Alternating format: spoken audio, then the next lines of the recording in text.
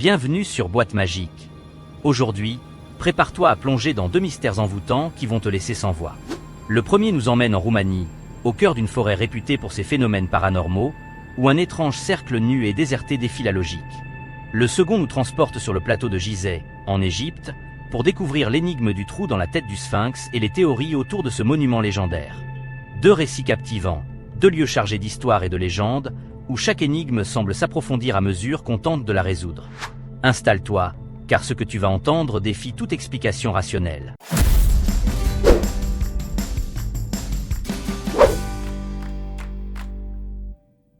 Poiana-Rotin, le cercle où rien ne pousse.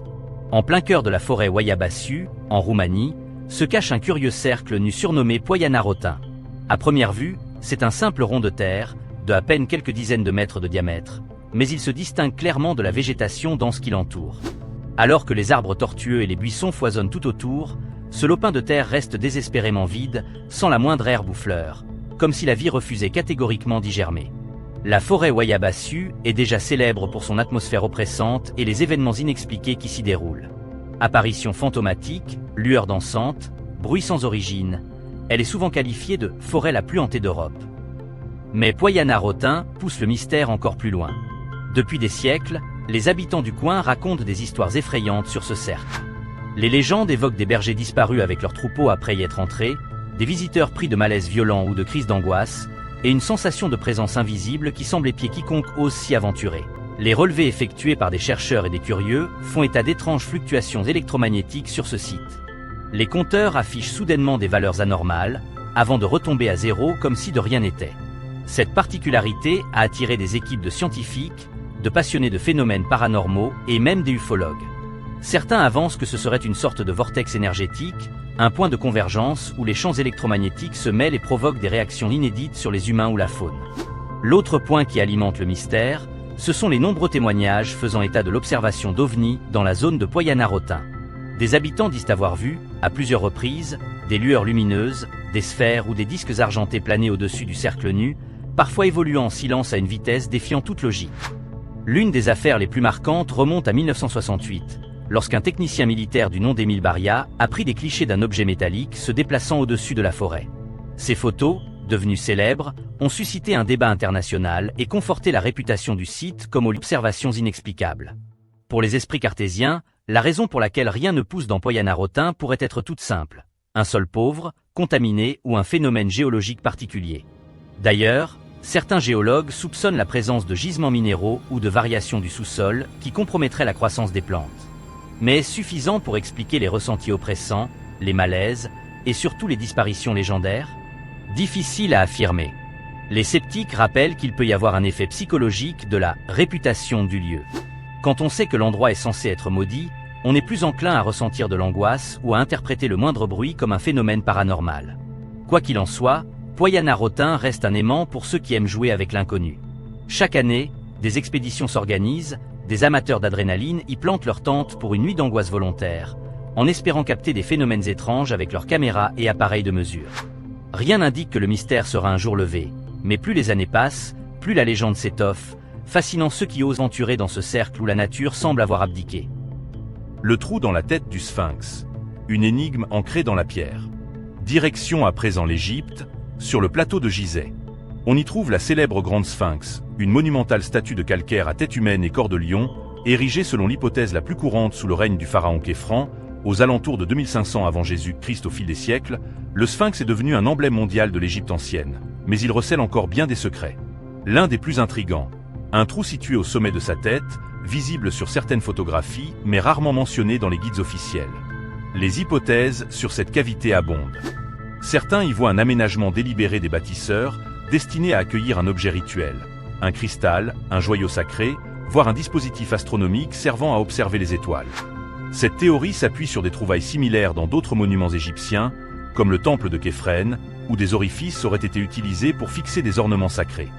D'autres, plus prudents, estiment que ce trou serait uniquement le fruit de l'érosion et de la dégradation du calcaire, soumis depuis des millénaires à des vents de sable et à des conditions climatiques extrêmes.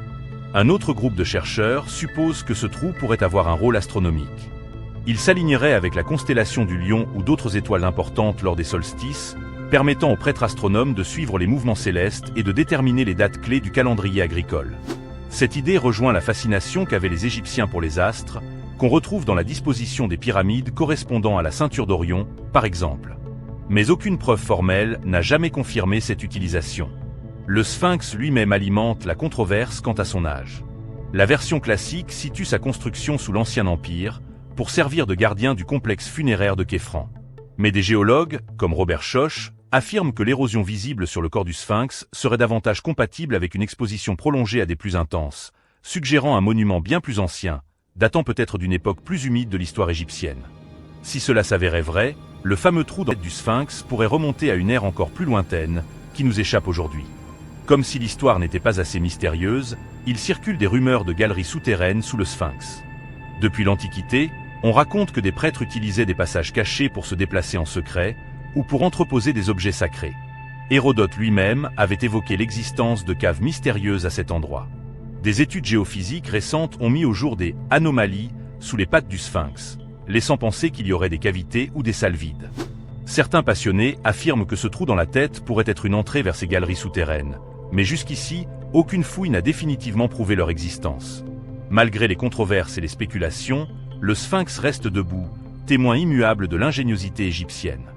Les vents de sable et la pollution moderne l'ont cependant fragilisé, et des restaurations successives ont parfois causé plus de mal que de bien. Certains détracteurs craignent qu'une exploration trop intrusive du trou dans sa tête ou des hypothétiques chambres souterraines ne compromettent la stabilité de la statue.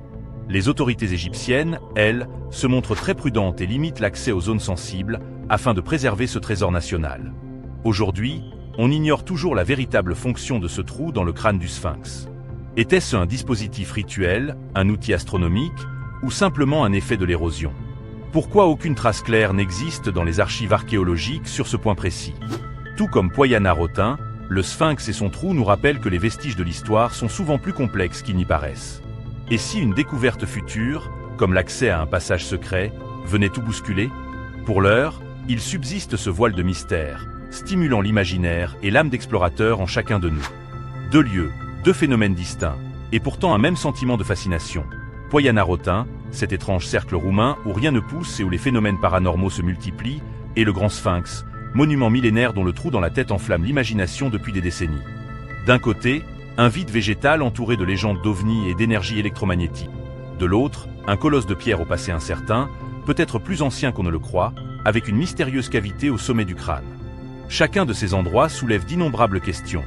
Pourquoi la nature semble-t-elle rejeter un coin de terre au milieu d'une forêt? Le Sphinx cache-t-il réellement un accès à un réseau de galeries souterraines? Ces deux histoires nous prouvent une fois de plus que, malgré les progrès scientifiques et les méthodes modernes d'investigation, il existe encore des recoins du monde où l'énigme l'emporte sur la certitude. Et peut-être est-ce là ce qui rend notre univers si passionnant. Savoir que certains mystères résistent toujours, protégeant jalousement leurs secrets sous une aura de magie et de danger. Si ces récits t'ont captivé, laisse un commentaire pour partager ton ressenti, et n'hésite pas à t'abonner à Boîte Magique pour d'autres plongées fascinantes dans les phénomènes inexpliqués. Reste bien accroché, car l'aventure continue. À très vite pour de nouvelles explorations où l'inexplicable et l'étrange se côtoient dans un ballet de curiosité et de frissons.